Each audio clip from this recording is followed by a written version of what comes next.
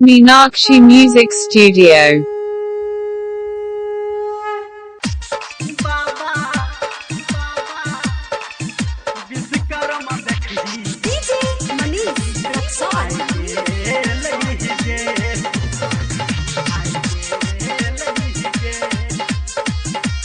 Meenakshi Music Studio.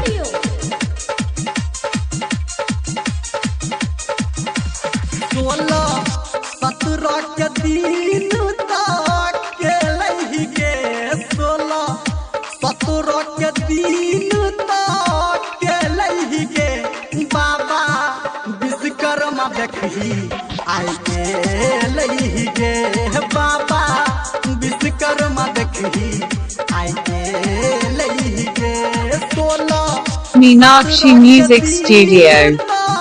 के लही गे 16 17 के दिन तो के लही गे बाबा विश्वकर्मा देखी आई के लही गे बाबा विश्वकर्मा देखी आई के लही गे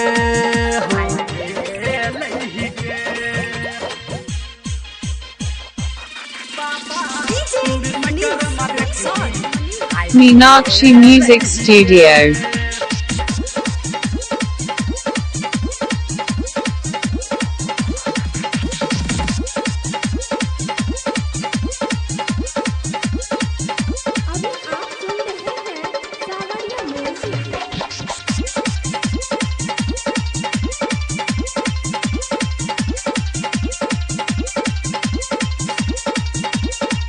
बनल पान डाल देखही हमारा दुआरी Meenakshi Music Studio. बाबा हमर हाथी के सवारी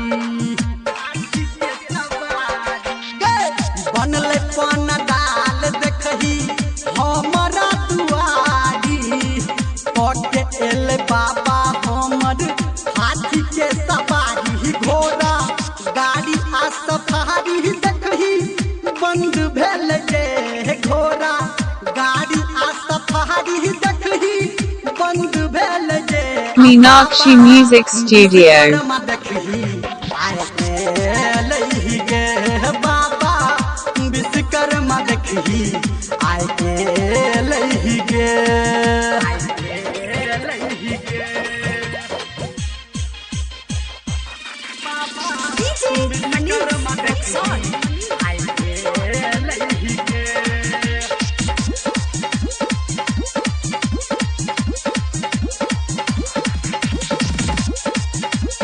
Meenakshi Music Studio.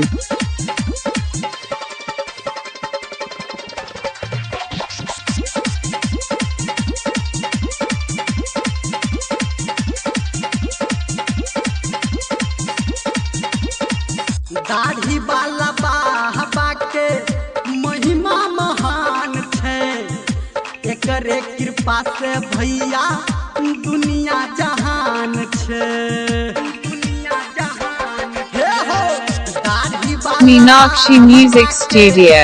महिमा महान छे एकरे दया से भैया दुनिया जहान छे ह देखो धर्मेंद्र संजय संग में गेल ही गे हम देखो धर्मेंद्र गौतम संगे गेल ही गे तब बाबा विश्वकर्मा देखी आए के लही गे तब बाबा विश्वकर्मा देखी